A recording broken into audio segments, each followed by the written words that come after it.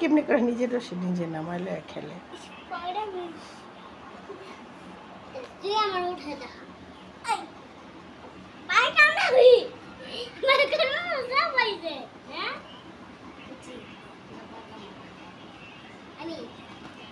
ওর কোলটা কত বড়, ওই পাউটা দেয় শেষ করে ফলাইছো কিনাই না দিবা।